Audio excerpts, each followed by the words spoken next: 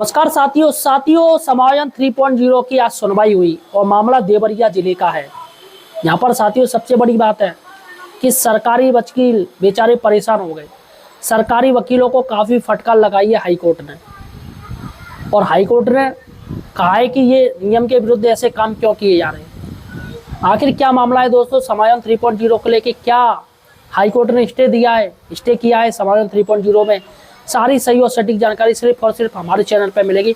आते साथियों सही और सटीक जानकारी के लिए आप हमारे चैनल एम्प्लॉय डेवलपर को सब्सक्राइब जरूर कीजिए। देखिएगा दोस्तों, मैं आपको संक्षिप्त में अभी बता रहा हूँ, फिर मैं बताऊंगा कि कोर्ट रूम में क्या क्या बातें हुई हैं। वकील की जो सरकार की तरफ से वकील साहब थे उनकी, और जो याचियों के वकील हैं उनकी, और जज साहब ने क्या क्या टिप्पणी करी है वो आपको इस वीडियो में आपको बताने जा रहा हूँ।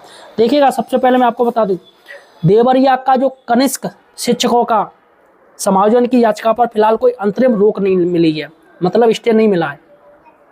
कनिष्क यानी जो मैटर जो जूनियर टीचर्स है प्राइमरी में, उनको बार बार उठा के फेंका जा रहा है इधर से उधर, तो वो कभी सीनियर ही नहीं हो पाएंगे, वो कनिष्क के कनिष्क ही रहेंगे। कोर्ट ने मैटर को 13 जनवरी को, ध्यान दीजिएगा, 13 जनवरी को बैकलॉग में रखा है और इंस्ट्रक्शन कॉल हुई है। तो यहाँ पर सारा का सारा अब जो सुनवाई है वो 13 तारीख को होगी दोस्तों। 13 तारीख को क्लियर हो जाएगा कि आगे क्या होगा। फिलहाल मैं आपको बता दूं कि कोर्ट रूम में क्या स्थिति रही है, कैसे क्या रहा है। देखिएगा, आज देवरिया जिले की याचिका रेट नंबर में आपको बता दूं A124/2026 की सुनवाई कोर्ट नंबर 18 में जस्टिस श्री प्रकाश सिंह जी के बेंच में हुई। सिंगल बेंच है, ध्यान दीजिएगा, सिंगल बेंच है। यह मामला 29 नवंबर पर लगा हुआ था। मामला शुरू होते ही सरकारी वकील ने याचिका पर ऑब्जेक्शन किया कि 85 लोग पूरे प्रोसेस को नहीं रोक सकते हैं। तो जो याचिका जो दायर करी है वो 85 लोग, 85 लोग हैं, और देवरिया का मामला है। यहाँ पर सरकारी वकील बोल पड़ा कि भैया 85 लोग क्यों रोक रहे हैं, पूरा यूपी का मामला है, ये लोग 85 लोग क्यों नहीं चाह रहे कि समायोजन हो। इस पर जज साहब ने कहा कि यदि प्रोसेस गलत है तो पूरे प्रोसेस को चैलेंज किया जा सकता है।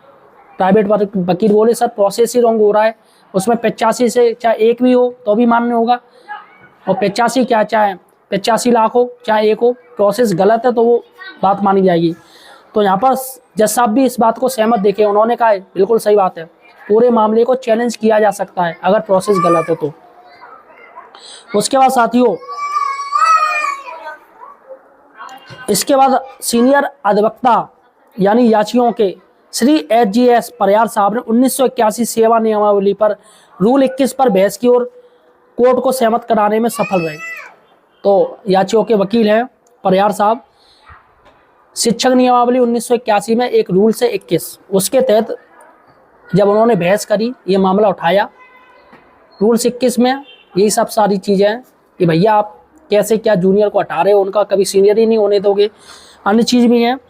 तो कोर्ट को सहमत कराने में सफल रहे कि बिना पॉलिसी बदले शिक्षकों का जबरन समायोजन नहीं कर सकते।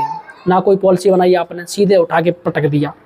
इसके बाद 2018 के रीना सिंह केस और 2024 के पुष्कर सिंह चंदेल की याचिका का जिक्र करते हुए उन्होंने सभी तथ्यों को रखा, क्योंकि जो पहले के भी केस हैं इसी जूनियर को मैटर को लेके उस पर रोक लगी पड़ी है, तो वो उन्होंने जजमेंट दिखाया और कहा सब देखिएगा, ये भी जजमेंट पास हो चुका है।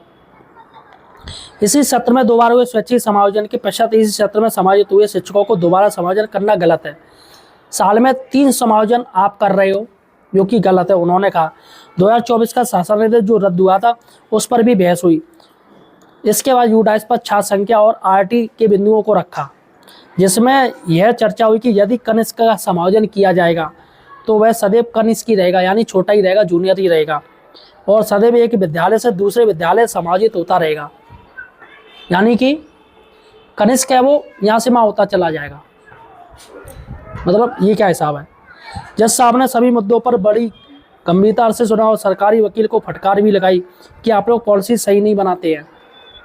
सरकारी वकील सिर्फ यही बहाना बनाते रहे कि जज साहब लास्ट इन फर्स्ट आउट को हम कर रहे हैं। इनका जो प्रोसेस था वो लास्ट इन फर्स्ट आउट या फर्स्ट इन फर्स्ट आउट को करें तो भी समस्या आ रही है। हमारे विद्यालय बंद और एकल है, इस कारण करना पड़ रहा है। इस प्रकार लगभग 45 मिनट की बहस में जज साहब ने मंगलवार को पुनः मामला लगाया है। अब जो सुनवाई है वो मंगलवार की है और दोनों पार्टियों से चार्ट तैयार कर लाने को कहा है। हमारे अधिवक्ता द्वारा स्टेटस को करने का निवेदन किया है, जिस पर जज साहब ने कहा है कि इनकी भी मेरिट सुन के डिसाइड करेंगे, यानी सरकारी वकील की यानी कि स्टेटस को का अर्थ ये होता है कि प्राइवेट वकील जो कह रहे थे सर स्टेटस को कीजिएगा, स्टेटस को का अर्थ होता है यथास्थिति बनी रहे, यानी जो टीचर जिन्होंने ज्वाइन कर लिया है नया स्कूल वो ज्वाइन कर लें, और जिन्होंने ज्वाइन नहीं किया तो उनसे कोई ज्वाइन नहीं करवा सकता है। जिस पर जज साहब ने कहा कि इनकी भी मेरिट सुन के डिसाइड करेंगे। इस मामले में प्रयार साहब को अधिवक्ता अभिषेक सिंह और कीर्ति वीर सिंह द्वारा असिस्ट किया गया। अब सभी जिले के लोगों से अपील है कि आप सभी हर जिले की याचिका लेकर आए, जिससे कि कोर्ट को बताया जा सके पूरे प्रदेश में इस प्रकार की मनमानी नियमावली के विरुद्ध जाकर की जा रही है। तो यहाँ पर सबसे बड़ी बात है कि यही बात हो रही है कि किस तरीके से गलत हो रहा है, उस पर बात होनी चाहिए। तो फिलहाल साथियों अब देखते हैं कि आगे क्या होता है। फिलहाल मुझे तो लग रहा है अभी कोर्ट तो भैया थोड़ा बहुत लोगों को लग रहा है याचियों का भैया कोर्ट हमारी सुनेगी, कहीं ऐसा ना हो कि लास्ट में आके कोर्ट मामला ही खारिज कर दे, मामला ही हटा दे, कह दे नहीं सरकार जो कर रही है वो सही कर रही है। फिलहाल साथियों मुझे लग नहीं रहा है कि सरकार किस तरीके से ये समायोजन कर रही है। ऐसा लग रहा है अक्कड़ बक्कड़ बम्बे वो, अक्कड़ बक्कड़ बम्बे वो। हाँ भाई तू हटिया जा, अक्कड़ बक्कड़ बम्बे वो। अरे ये तो सर ये तो ना सीनियर ना जूनियर, ये तो बीच का नहीं, इसको भी हटाओ, अक्कड़ बक्कड़ बम्बे वो पे ही आ गया। तो यहाँ पर अक्कड़ बक्कड़ बम्बे वो चल रहा है, जिसका नाम आ जाएगा उसको हटा दिया जाएगा। फिलहाल साथियों आपका क्या कहना है मुझे कमेंट सेक्शन में बताइएगा। मुझे किस जिले से देख रहे हैं ये भी मुझे कमेंट सेक्शन में बताइएगा। धन्यवाद।